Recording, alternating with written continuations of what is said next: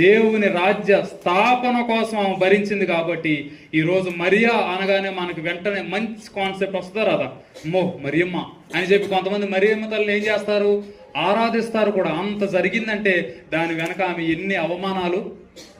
ఇప్పుడు నా ప్రశ్న, ఇతరుల జీవితాలలో దేవుణ్ణి జన్మింప చేయడానికి నువ్వెన్ని కష్టాలు పడ్డావు?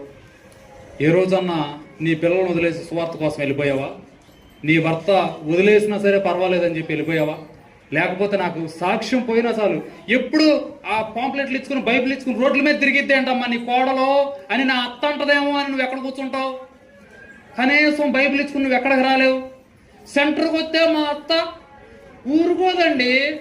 ఎందుకని? కనీసం మనం అత్తగారి మాట అన్నిట్లో ఏనో, మళ్ళీ బైబిల్లోనే వింటాం, బయట మాటల్లో పని చేయండి నాకు బాగాలా నేను చేయను అని బాగానే ఎదురు చెబుతాం. కానీ వీటిల్లో